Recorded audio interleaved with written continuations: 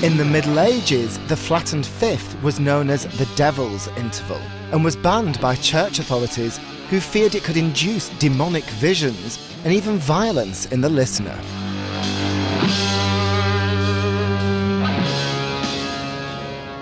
But were those religious authorities right? Can simply rearranging a few notes or a subtle change of tempo produce radically different physical responses?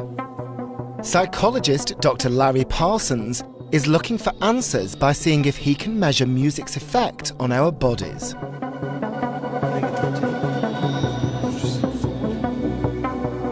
His team are wiring me up with receptors to monitor changes in my heart rate, breathing and sweating.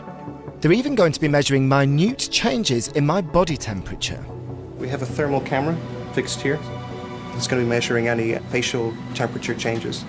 There's been very little face heat map assessments of anybody listening to music as far as I know.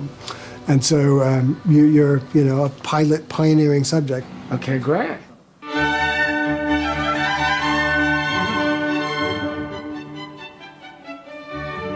First, Larry plays me an up-tempo violin concerto by Mozart.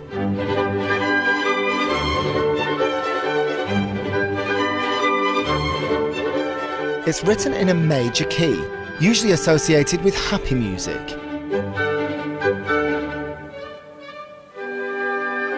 It's certainly making me feel pretty good. And Larry's data shows a steady increase in my heart rate and temperature. We'll start by just showing you the change as you listen to the very pleasing Mozart piece. Your response to the happy music was summarized by a very rhythmic breathing pattern,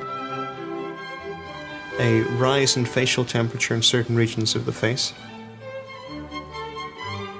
There's a pleasing, regular emotional response for the happy music.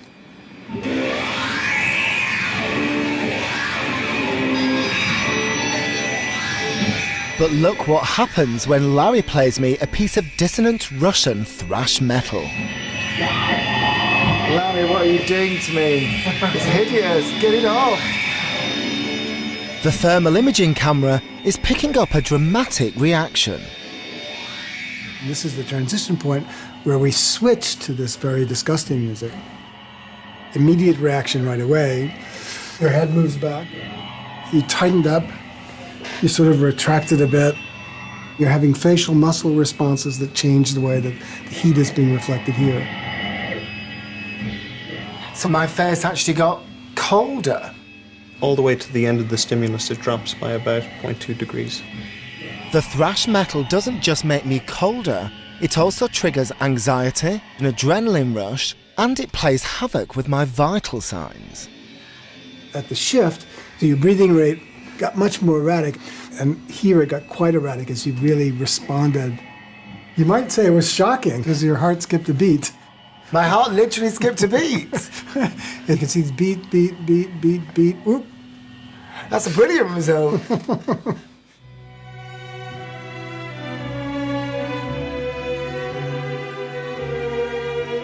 Last is an adagio by Albinoni. It's written in a minor key, which is often used to express sadness.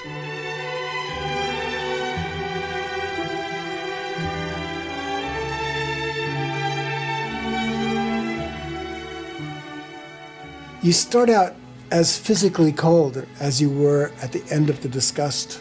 But over time, you warm up to the music itself and your face warms up.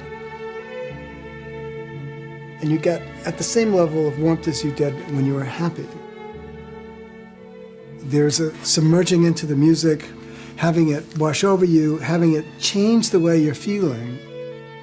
So together, does all this information prove that music can control our emotions?